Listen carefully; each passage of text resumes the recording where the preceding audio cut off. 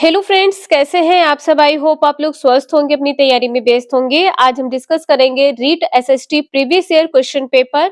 इसमें आप सभी को टॉप 60 क्वेश्चंस देखने को मिलेंगे जो कि आपके एग्जाम के लिए वेरी वेरी मोस्ट इंपॉर्टेंट होने वाले हैं। इसलिए आप सभी लोग कंटिन्यूटी जरूर बना के रखिएगा। चैनल पर पहली बार आए तो चैनल सब्सक्राइब करके बेल आइकन प्रेस कर लीजिएगा, इससे नोटिफिकेशन आप सभी को मिलता रहेगा। और ऑल सेलेक्ट करिएगा, जिससे कोई भी वीडियो अपलोड की जाए तो आप सभी को नोटिफिकेशन के माध्यम से सबसे पहले मिल जाए। तो चलिए स्टार्ट करते हैं। क्वेश्चन यहाँ पर दिया है कि वर्तमान रूप में उपलब्ध भगवान महावीर एवं उनके अनुयायियों की शिक्षाएं लगभग 15 वर्ष पूर्व गुजरात में किस स्थान पर लिखी गई थी। तो किस स्थान पर लिखी गई थी? वल्लभी नामक स्थान पर लिखी गई थी। पहला आंसर आपका सही हो जाएगा। जो रंगपुर है ये किस लिए प्रसिद्ध है? तो ये तंबाकू के लिए प्रसिद्ध है। जो रंगपुर है ये किसके लिए प्रसिद्ध है? तंबाकू के लिए प्रसिद्ध है। यहाँ पर पहला आंसर आपका सही है। और यहाँ पर जो महत्वपूर्ण साक्ष्य है रंगपुर में वो कौन कौन से हैं? तो इंपॉर्टेंट पॉइंट है, ध्यान रखिएगा। रंगपुर के लिए, रंगपुर, यहाँ पर कच्ची ईंटों के दुर्ग मिले हैं। कच्ची ईंटों के दुर्ग, कच्ची ईंटों के दुर्ग और नालियां, और ये नालियां, नालियां प्रसिद्ध हैं। साथ में यहाँ पर मृद भांड है। मृद भांड ये किससे संबंधित है? तो ये रंगपुर से संबंधित है। नेक्स्ट है, संघ में पुरुषों और स्त्रियों के रहने की अलग अलग व्यवस्था थी, यह हमें किस त्रिपिटक से पता चलता है? सभी को पता है विनय पिटक से पता चलता है। आंसर यहाँ पर सी सही हो जाएगा। जो त्रिपिटक है ये किससे संबंधित है? तो बौद्ध ग्रंथ से संबंधित है।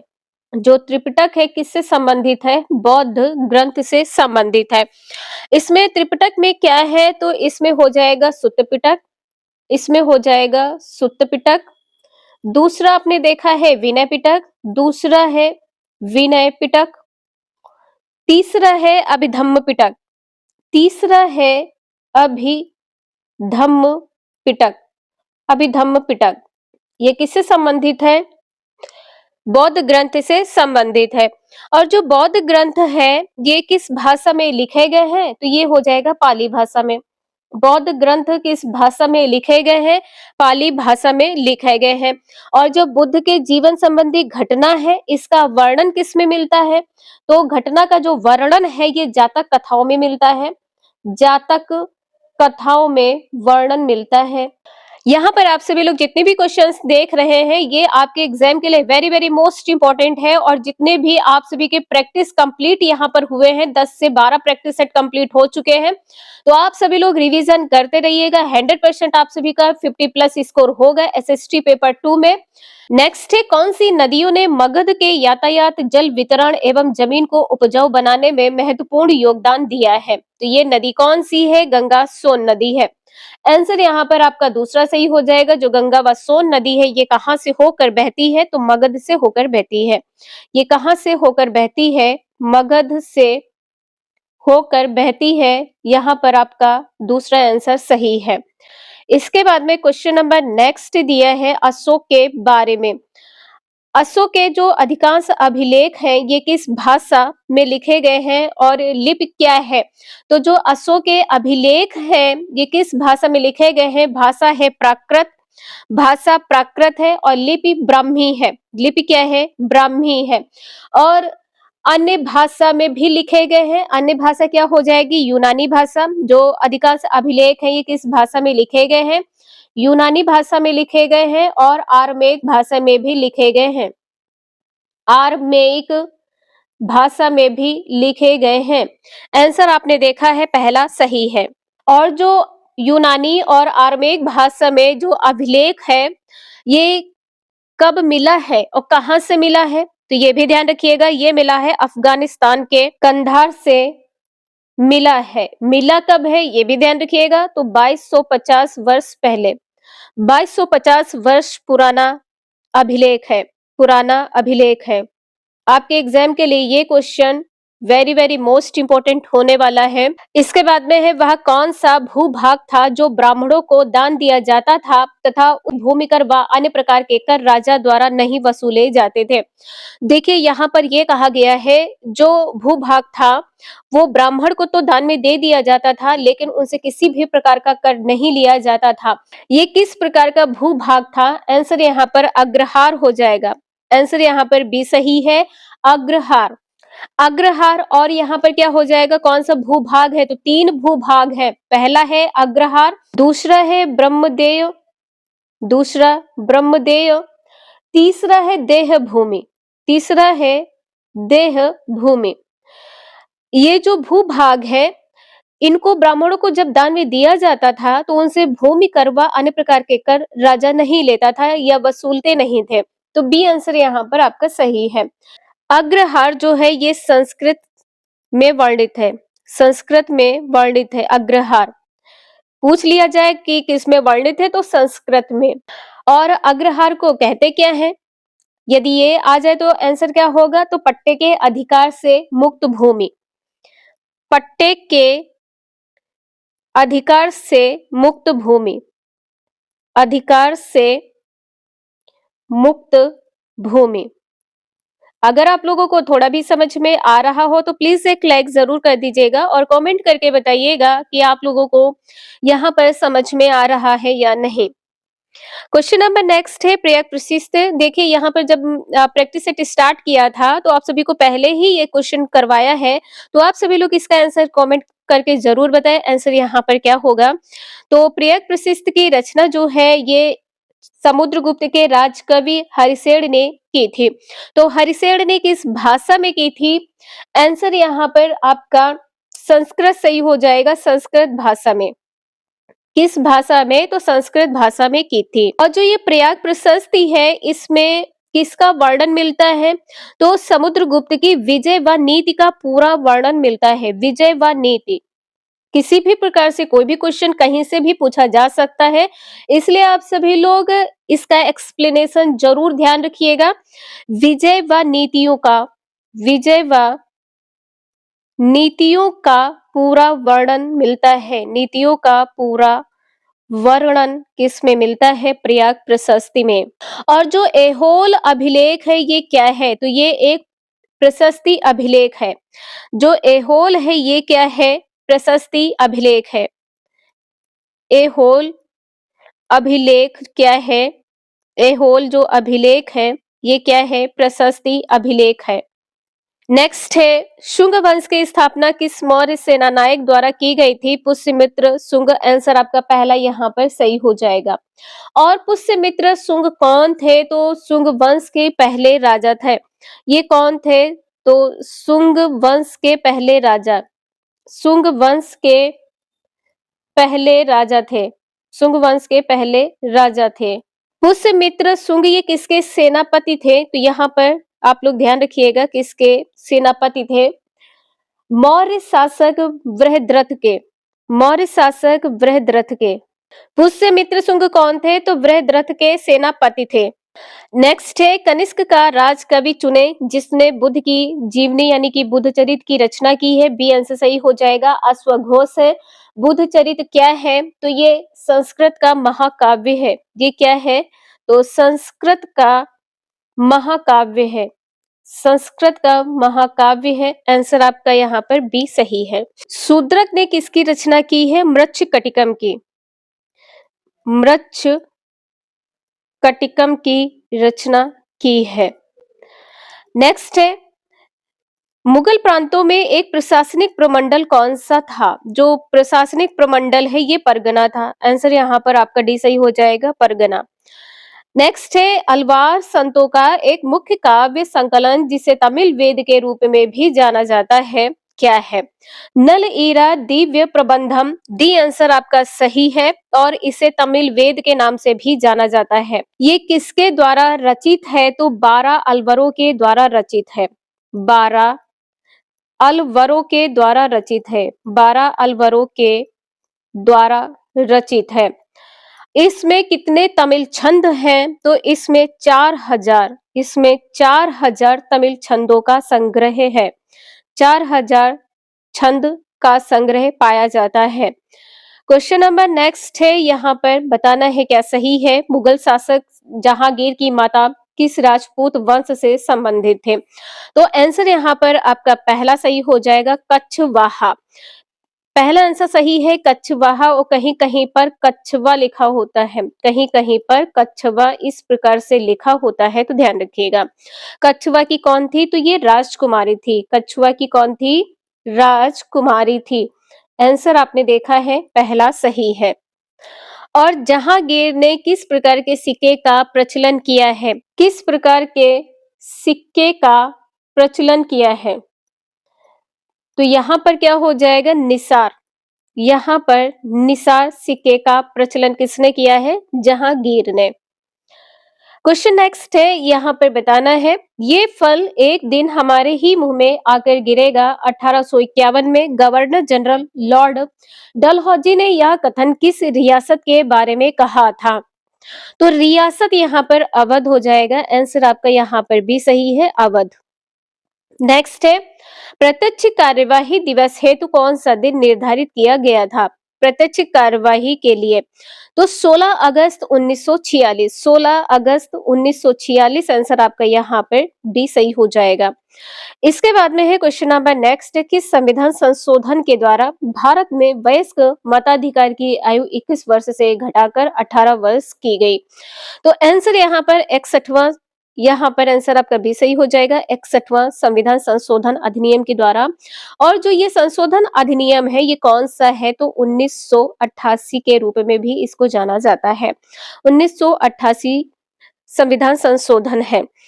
नेक्स्ट है, भारत के संविधान की प्रस्तावना में कौन सी विशेषता नहीं है? तो प्रस्तावना में विशेषता क्या नहीं है? संघीय शासन। आंसर आपका यहाँ पर भी सही हो जाएगा।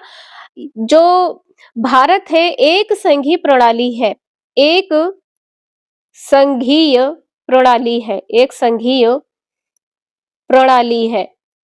इस क्वेश्चन में कोई डाउट हो तो प्लीज आप सभी लोग कमेंट करके जरूर बता दीजिएगा। नेक्स्ट है, भारत की संविधान निर्मात्री सभा के उपाध्यक्ष। आंसर यहाँ पर आपका हरेंद्र कुमार मुखर्जी सही हो जाएगा, H.C. मुखर्जी। H.C. मुखर्जी यानी कि हरेंद्र कुमार मुखर्जी। हिंदी में आप लोग पूरा नाम ध्यान रखिएगा, हरेंद्र कुमार मुखर्जी। आंसर आपका यहाँ पर फोर्थ सही है। नेक्स्ट है, संपत्ति का अधिकार वर्तमान में भारत के संविधान के किस अनुच्छेद में वर्णित है? तो 300 का सही हो जाएगा। जो संपत्ति का अधिकार है, ये किस प्रकार का है? संवैधानिक अधिकार है। ये किस प्रकार का अधिकार है? तो संवैधानिक अधिकार है, संवैधानिक अधिकार है। नेक्स्ट है, 6 से 14 वर्ष के बालकों को शिक्षा के अवसर उपलब्ध कराने हेतु कौन सा संविधान संशोधन किया गया है? तो 86वां संविधान संशोधन किया गया है। आंसर आपका सी सही हो जाएगा। और इस संविधान संशोधन में कौन सा अनुच्छेद जोड़ा गया है? तो अनुच्छेद 21 ए जोड़ा गया है। अनुच्छेद 21 ए जोड़ा गया है, अनुच्छेद 21 ए जोड़ा गया। नेक्स्ट है, भारत के उपराष्ट्रपति के निर्वाचन मंडल में कौन शामिल है? तो निर्वाचन मंडल में देखिए, जो संसद के दोनों सदन के सदस्य होते हैं, ये सम्मिलित होते हैं। संसद के मनोनीत सदस्य और संसद के निर्वाचित सदस्य हो जाएगा। तो संसद के निर्वाचित व मनोनीत सदस्य, तो आंसर आपका यहाँ पर ए सही हो जाएगा। और यह किस अनुच्छेद में कहा गया है कि जो उपराष्ट्रपति है, इसका चुनाव निर्वाचन मंडल द्वारा किया जाएगा? किसमें कहा गया है? तो अनुच्छेद भी ध्यान रखिएगा, अनुच्छेद 66 है। अनुच्छेद 66 में कहा गया है कि जो उपराष्ट्रपति है, इसका चुनाव निर्वाचन मंडल द्वारा किया जाएगा। क्वेश्चन नंबर नेक्स्ट है, भारत के उच्चतम न्यायालय से परामर्श करने की राष्ट्रपति की शक्ति भारत के संविधान के किस अनुच्छेद में वर्णित है? तो यहाँ पर आंसर आपका क्या सही हो जाएगा? 143। अनुच्छेद कौन सा हो जाएगा? 143। पहला आंसर यहाँ पर सही है। नेक्स्ट है, भारत के संविधान के किस भाग में शहरी स्थानीय शासन वर्णित है? अनुच्छेद 243। अनुच्छेद यहाँ पर क्या हो जाएगा? यदि अनुच्छेद पूछ लिया गया होता तब क्या होता? तो 243 डब्ल्यू, 243 डब्ल्यू। और यहाँ पर आपसे पूछा क्या गया है किस भाग में है, तो भाग यहाँ पर हो जाएगा नवा भाग, भाग यहाँ पर 9 का हो जाएगा, भाग यहाँ पर 9 का हो जाएगा। किसी क्वेश्चन में कोई डाउट हो तो प्लीज आप सभी लोग कमेंट करके जरूर पूछ लीजिएगा, साथ में क्वेश्चन नंबर जरूर मेंशन कर दीजिएगा। तो आपने देखा है यहाँ पर बी आंसर सही है। नेक्स्ट है राष्ट्रीय बाल अधिकार संरक्षण आयोग में न्यूनतम कितनी महिला सदस्य होना अनिवार्य है, तो इसमें कम से कम 2 महिला का होना अनिवार्य है, पहला आंसर आपका सही है। राष्ट्रीय बाल अधिकार संरक्षण आयोग है, इसमें कितने सदस्य होते हैं, तो देखिए इसमें एक अध्यक्ष होता है, यदि ये पूछ लिया जाता तब क्या करते, तो एक अध्यक्ष और 6 सदस्य, एक अध्यक्ष 6 सदस्य, और 6 सदस्य में कम से कम इसमें 2 महिलाएं, तो 6 सदस्य में 2 महिलाएं। नेक्स्ट है भारत के संविधान के अनुच्छेद 74 के तहत राष्ट्रपति किसकी सलाह से कार्य करता है, किसकी सलाह से कार्य करता है, आंसर आपका मंत्रिपरिषद सही हो जाएगा, पहला आंसर सही है। अनुच्छेद पूछ लिया जाए कि किस अनुच्छेद के तहत, तो अनुच्छेद 74 के तहत, यहाँ पर पहला आंसर सही है। क्वेश्चन नंबर नेक्स्ट है निम्नलिखित में से कौन सा आंतरिक ग्रहों का समूह है, समूह में यदि पूछा जाए तो यहाँ पे बुध, शुक्र, पृथ्वी और मंगल हो जाएगा, लेकिन यदि आपसे सीक्वेंस में पूछ लिया जाए, क्रम में पूछा जाए तब क्या होगा, क्रम में ध्यान रखिएगा, पहले तो बुध हो जाएगा, पहले क्या होगा बुध, पहले यहाँ पर बुध होगा, इसके बाद में शुक्र, इसके बाद में यहाँ पर शुक्र, फिर पृथ्वी और चौथे नंबर पर मंगल।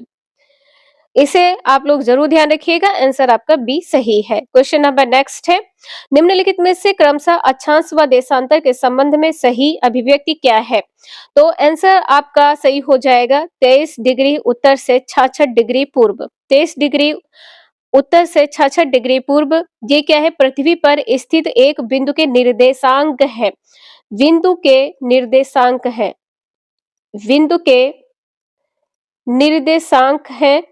इस क्वेश्चन में कोई डाउट हो तो आप सभी लोग कमेंट कर दीजिएगा कि इस क्वेश्चन में आप लोगों को डाउट है। नेक्स्ट है विश्व संबंधित है, किससे संबंधित है, 21 मार्च से, विश्व किससे संबंधित है, 21 मार्च से। क्वेश्चन नेक्स्ट यहाँ पर दिया है कौन सी पर्वतमाला प्रायद्वीपीय पठार के उत्तर पश्चिम दिशा में स्थित है, तो ये क्या हो जाएगा, अरावली पर्वतमाला, अरावली पर्वत, तो यहाँ पर आंसर आपका सी सही हो जाएगा। और जो यह पठार है, प्रायद्वीपीय पठार कौन सा है, अरावली, ये जो है भारत का सबसे बड़ा एवं सबसे पुराना भौतिक विभाजन है, ये सबसे भारत का सबसे बड़ा, भारत का सबसे बड़ा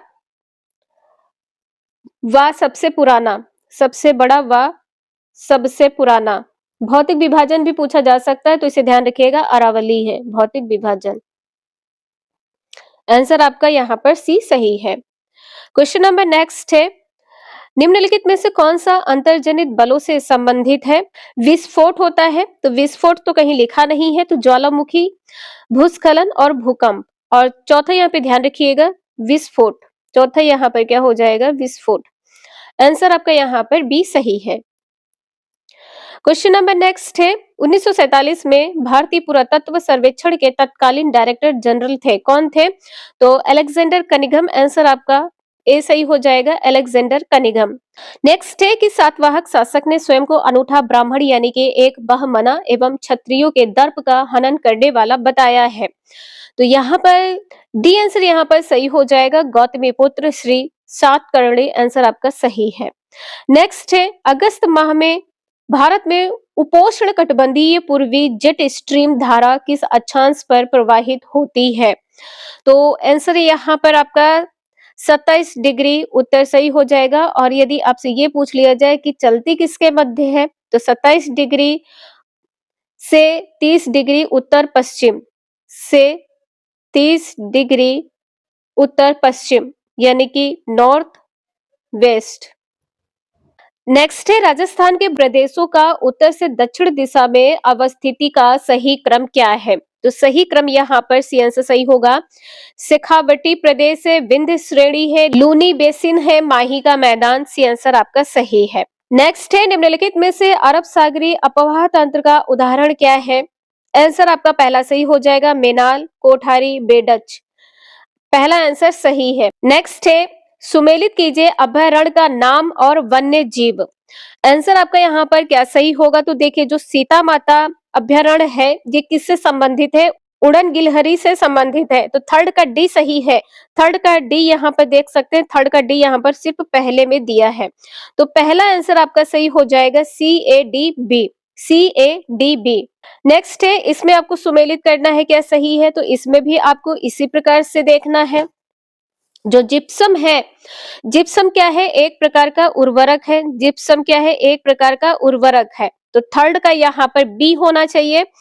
थर्ड का यहाँ पर बी, थर्ड का बी, यानी कि डी आंसर आपका सही है। देख सकते हैं थर्ड का बी आंसर यहाँ पर आपका सही है, DABC, DABC, DABC। नेक्स्ट है, उत्तर पश्चिम रेलवे मंडल का मुख्यालय स्थित है कहाँ पर? तो ये स्थित है जयपुर में। आंसर आपका पहला सही हो जाएगा। और इसको किस नाम से भी जाना जाता है? उपरे के नाम से जाना जाता है। उपरे के नाम से जाना जाता है। स्थापना कब हुई है? इसके मुख्यालय की स्थापना हुई है 1 अक्टूबर 2002 को। 1 अक्टूबर 2002 को स्थापना हुई है।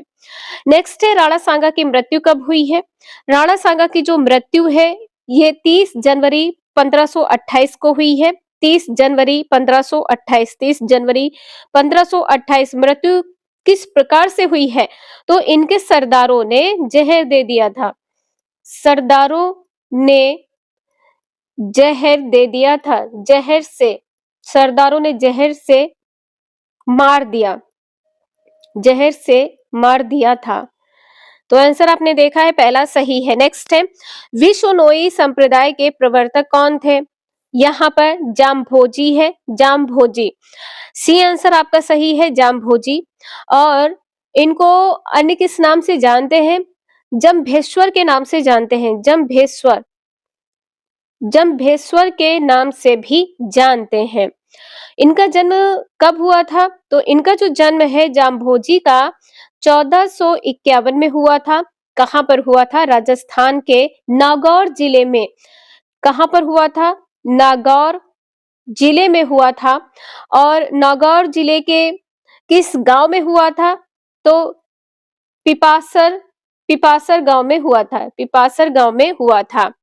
नेक्स्ट है, बिजोलिया किसान आंदोलन को व्यापक प्रचार देने वाले समाचार पत्र प्रताप के संपादक कौन थे? तो गणेश शंकर विद्यार्थी। पहला आंसर सही है, गणेश शंकर विद्यार्थी। संस्थापक पूछ लिया जाए तब क्या होगा? तो संस्थापक में ध्यान रखिएगा, संस्थापक क्या हो जाएगा? विजय सिंह पथिक।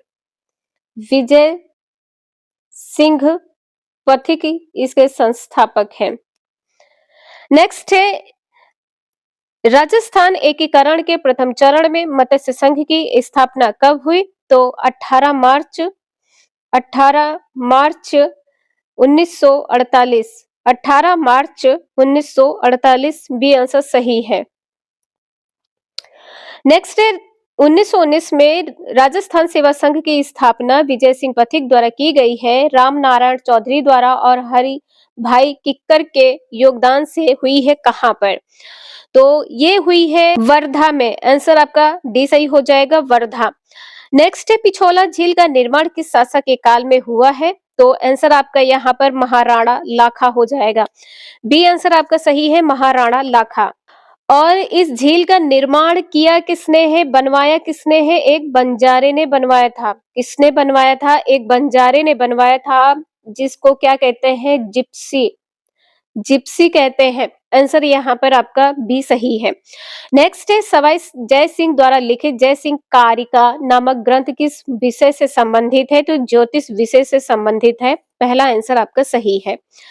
नेक्स्ट है, पिछवाई चित्रांकन किस चित्रकला शैली से संबंधित है? तो आंसर आपका डी सही हो जाएगा, नाथ द्वारा चित्रकला शैली। नाथ द्वारा चित्रकला शैली, डी आंसर सही है। नेक्स्ट है, रागड़ी निमाड़ी किस राजस्थानी बोली की उपबोलियां हैं? तो ये किसकी उपबोलियां हैं? मालवी बोली है, मालवी। आंसर आपका ए सही हो जाएगा, मालवी। नेक्स्ट है, कौन वागड़ की मीरा के नाम से भी जानी जाती थी? तो यहाँ पर गवरी बाई हो जाएगा, गवरी बाई। आंसर आपका भी सही हो जाएगा। और इनको किसका अवतार मानते हैं? तो ये अवतार किसका है? मीराबाई का। मीराबाई का अवतार मानते हैं। नेक्स्ट है, निम्न में से कौन सा सामाजिक विज्ञान का लक्ष्य नहीं है? तो शिक्षण शिष्टाचार नहीं है, शिष्टाचार सिखाना नहीं है। नेक्स्ट है, सामाजिक विज्ञान में शिक्षण अधिगम सामग्री का महत्व क्या है? तो ये देखिए यहाँ पर समय और परिश्रम की बचत कहा गया है, जो कि गलत हो जाएगा। ए दोनों में है, तो ये गलत हो जाएगा। तो सही क्या है? बी। विषय वस्तु की स्पष्टता, आंसर आपका बी सही है। क्वेश्चन नंबर नेक्स्ट है, सामाजिक विज्ञान से तात्पर्य अध्ययन की उन शाखाओं से है जो मानव मात्र को उनके सामाजिक संबंधों के संदर्भ में समझने में सहायता करते हैं। यह परिभाषा दी है किसके द्वारा? तो इंसाइक्लोपीडिया ऑफ सोशल साइंसेज है, encyclopedia of social sciences. Answer आपका सी सही हो जाएगा। नेक्स्ट है, सूचना तकनीक का शिक्षा में सबसे पहले उपयोग किस देश में किया गया है? तो यूएसए हो जाएगा, यूएसए। तो देखिए यहाँ पर ये सभी क्वेश्चन आपके एग्जाम के लिए इंपॉर्टेंट है और ये आप सभी का प्रीवियस क्वेश्चन पेपर है। आप सभी लोग प्रैक्टिस जरूर करते रहिएगा। आप सभी लोग यहाँ पर यदि प्रैक्टिस करते हैं तो आप सभी का सीटेट की तरह आप सभी का रीट एग्जाम भी क्लियर होगा और जो आप सभी की आगामी भर्तियां हैं इसमें आप सभी को सिलेक्शन जरूर मिलेगा। तो अगर आप लोगों को ये वीडियो थोड़ी भी यूजफुल लगी हो तो please like share and subscribe जरूर करिएगा। मिलते हैं नेक्स्ट क्लास में। Thank you for watching this video.